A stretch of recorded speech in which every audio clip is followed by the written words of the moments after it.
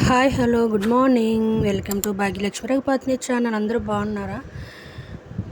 Simple curry చూపిస్తున్నాను. మా పాప చికెన్ కర్రీ ఫస్ట్ టైం చేసింది. ఎలా చేసింది అనేది వీడియో స్కిప్ చేయకుండా చూడండి. అండ్ అలాగే కామెంట్ చేయండి, ఎలా కర్రీ చేసింది మా పాప అనేది కామెంట్ చేయండి.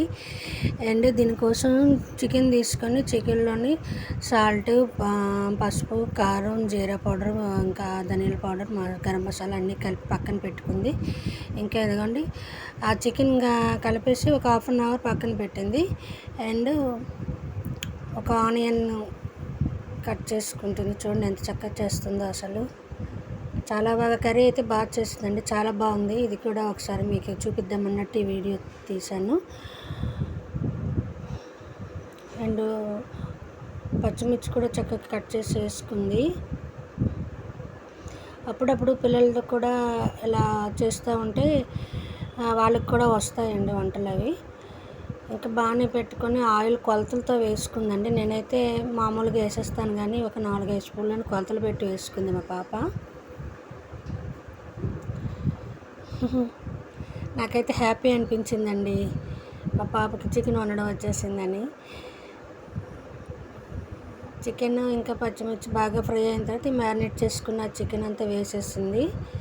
అన్నీ కలిపి పెట్టుకుంది కదండి. మరోసారి చెప్తున్నాను, పసుపు, కారం, సాల్ట్, గరం మసాలా, ఇంకా ధనియా పౌడర్, జీరా పౌడర్ కూడా వేసుకొని కలిపి పక్కన పెట్టింది అనమాట.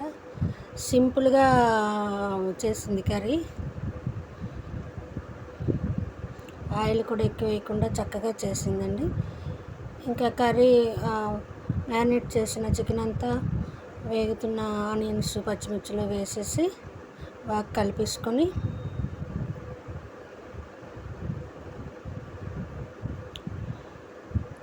చూడండి, కలర్ఫుల్గా చాలా బాగా వచ్చింది కదా. కర్రీ అయితే సూపర్ ఉందండి. చపాతీతో బాగుంది, అండ్ రైస్తో కూడా సూపర్ ఉంటుంది, వేడి రైస్ తోటి.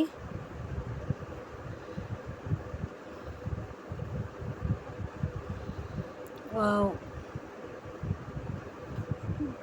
వాటర్ రిలీజ్ అయింది కదా. కొంచెం వాటర్ వేసుకుంది, అంటే చికెన్ కొంచెం కుక్ అవ్వాలి కదా, వాటర్ వేసుకుంది. మూత పెట్టేసుకొని కాసేపు ఉంచి పెట్టింది.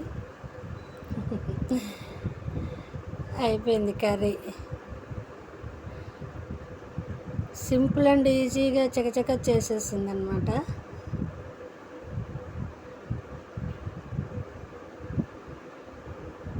ఫస్ట్ టైం చేసిందనమాట చికెన్ కర్రీ. నేను మన ఛానల్లో వీడియోస్ చాలా పెట్టానండి, కాకపోతే ఇది మా పాప చేతి వంట కాబట్టి మీకు చూపిద్దాం అన్నట్టు ఈ వీడియో కూడా పెట్టా. కొంచెం జ్యూసీగా ఉంచింది, చపాతీలో ముంచుకుందికి అండ్ కర్రీలో రైస్లో కలుపుకుందికి బాగుంటుంది అన్నట్టు జ్యూసీగా ఉంచింది.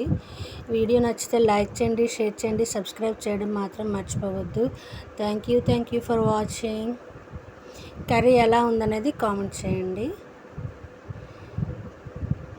కర్రీ అయితే చాలా టేస్టీగా చాలా బాగా వచ్చిందండి. Thank you.